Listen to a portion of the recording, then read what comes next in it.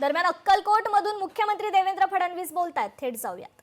याही वेळेस आपण लढतो आणि जवळपास तिथे पाणी पुरवठ्याकरता 27 कोटी रुपये हे आपण दिलेले आहेत।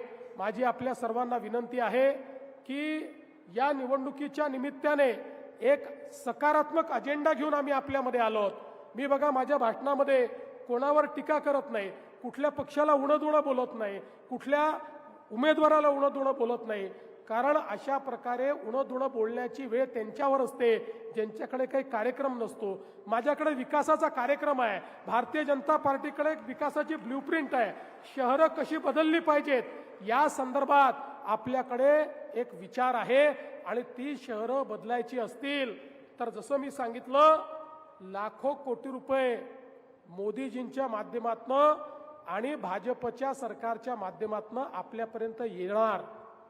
पण त्या ठिकाणी जर नगरपालिकेमध्ये भाजपचा अध्यक्ष नसेल तर त्या ठिकाणी त्या पैशाचं काय होईल हे आपण सांगू शकत नाही। कदाचित त्या ठिकाणी हे पैसे मुरले जातील आणि तुमची विकास कामं तुमच्यापर्यंत पोहोचणार नाही। पण भाजपचे अध्यक्ष असले तर ते चांगलंच काम करतील, पण एखाद्या वेळेस चूक केली तर त्यांचा कान धरायचा अधिकार आम्हाला असेल आणि त्यांचे कान धरून त्यांच्याकडनं योग्य काम हे मी असेल, पालकमंत्री असतील, आमदार असतील, आम्ही मिळून करून घेऊ। आणि म्हणूनच आपल्याला माझी विनंती आहे, येत्या निवडणुकीमध्ये आपण कमळाचं बटन दाबून अध्यक्ष आणि संपूर्ण नगरसेवक हे निवडून आणा। आपल्या शहराच्या परिवर्तनाकरता, आपल्या शहराला आधुनिक बनवण्याकरता आपण सगळे लक्ष घाला। आपल्याला कल्पना आहे आम्ही दिलेली आश्वासनं पूर्ण करणारे लोक आहोत, कधी पळून जात नाही।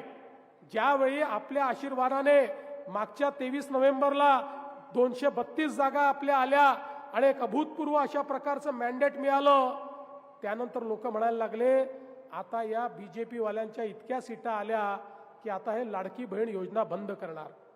1 वर्ष झालं लाडकी बहीण योजना बंद झाली नाही। आणि माझ्या लाडक्या बहिणींना या ठिकाणी सांगतो, जोपर्यंत तुमचा देवा भाऊ मुख्यमंत्री आहे तोपर्यंत काहीही झालं तरी लाडकी बहीण योजना बंद होणार नाही। पण त्याच वेळी मी मिलन कल्याण शेट्टी, अंजली ताई आणि अतुल भाऊ तुमच्यावर एक जबाबदारी या ठिकाणी टाकतोय की आता आमच्या लाडक्या बहिणींना केवळ लाडकी बहीण ठेवायचं नाहीये, आमच्या लाडक्या बहिणींना लखपती दीदी आता आपल्याला बनवायचं आहे।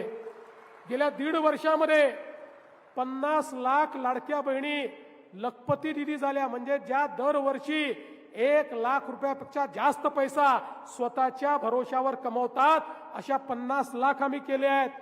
पुढच्या वर्षीपर्यंत 1 कोटी लाडक्या बहिणींना आम्ही लखपती दीदी बनवणार आहोत। आणि म्हणून या तिन्ही नगराध्यक्षांवर या ठिकाणी जबाबदारी टाकतोय, ते निवडून आल्याबरोबर त्यांनी लखपती दीदीचा कार्यक्रम हातामध्ये घ्यायचा आहे आणि माझ्या सगळ्या लाडक्या बहिणींना त्या ठिकाणी लखपती दीदी करून त्यांच्या माध्यमातून मोठं परिवर्तन घडवायचं आहे। बंधू भगिनींनो, या सोलापूर जिल्ह्यामध्ये शेतकऱ्यावर मोठं संकट आलं, आम्ही मागे राहिलो नाही। आमच्या पालकमंत्र्यांच्या नेतृत्वात मोठं काम त्या ठिकाणी केलं, शेतकऱ्यांना अभूतपूर्व अशा प्रकारची मदत केली। ज्या ज्या ठिकाणी आवश्यकता आहे त्या त्या ठिकाणी तुमच्या पाठीशी उभे राहणारे आम्ही लोक आहोत आणि म्हणूनच तुमचा आशीर्वाद हा सातत्याने आमच्या पाठीशी असला पाहिजे। मी शेवटी जाता जाता तुम्हाला एवढीच विनंती करतो, 2 तारखेला कमळाची चिंता तुम्ही करा, त्यानंतर 5 वर्ष तुमची चिंता आम्ही करू, हा विश्वास तुम्हाला देतो आणि माझं बोलणं संपवतो। धन्यवाद। जय हिंद, जय महाराष्ट्र। मुख्यमंत्र्यांनी ही प्रचार सभा घेतलेली आहे।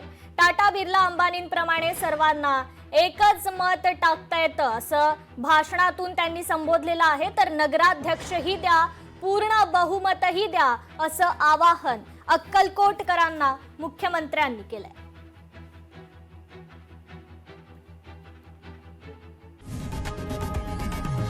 लोकशाही मराठी ऐका, पहा, जागरूक रहा।